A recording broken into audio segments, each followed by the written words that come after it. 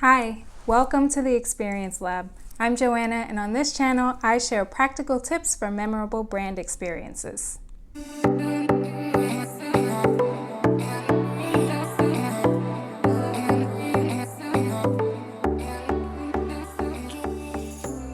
Today, we're going to talk about the 5 stages that you go through when planning a marketing event for your business or brand. The first stage is the daydream stage, and this is where your imagination gets to run wild.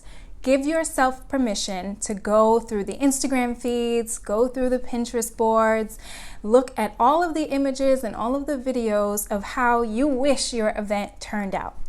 A lot of people are going to tell you that the first thing you should do is develop a budget, and we'll get there. But really, just envision what you want this event to be. The second thing you're going to do is write out that dream in extreme detail. I want you to put away the phone, put away the laptop, put away the tablet, and write down everything that you want your event to look like, to feel like. I want you to think about what people should be wearing, what kind of music is playing, even what kind of glasses they're drinking out of. I want you to close your eyes and think about what your event smells like. How bright or how dim is the lighting? Again, we're going to get to all of the planning and logistics, but this is going to give you a clear roadmap for where you're going. If you don't have a clear roadmap, you're going to end up going nowhere. And so when you get to that logistics and planning phase, things are going to be extremely difficult because you don't even know what you should be buying.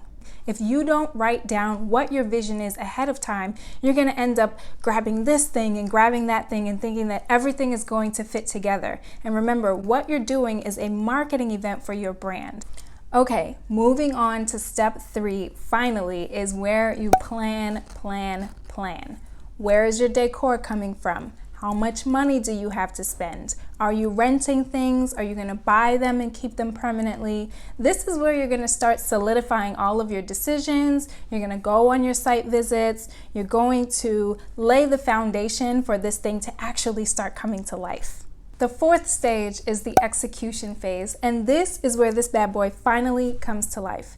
This is where you typically feel like you're running around like a chicken with its head cut off. This is where you have to make sure that everyone is solidified and make sure that everything is purchased and make sure that everything is to your liking so that when the day comes, everything runs as seamlessly and as smoothly as possible. And of course, when it's over, it's not really over because step 5 is recon. The day after your event, or 2 to 3 days max, is when you want to, again, take a step back, sit down with a pen and paper, and write down everything about your event while they're still fresh in your brain. So you want to think about what vendors you really enjoyed working with and what vendors you can kind of scrap and put them off your list. And again, write everything out. How did it go? What did you like? What didn't you like? What would you do again? What did you spend too much money on? Is there anything that you forgot that you wish you had included?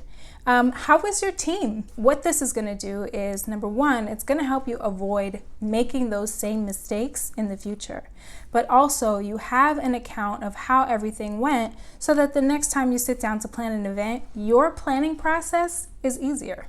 So that's it. Those are the 5 stages of event planning for small businesses. Hopefully you learned something, and on this channel, these are the types of practical tips that we're going to be sharing. I'm Joanna, this is the Experience Lab, and I will see you next time.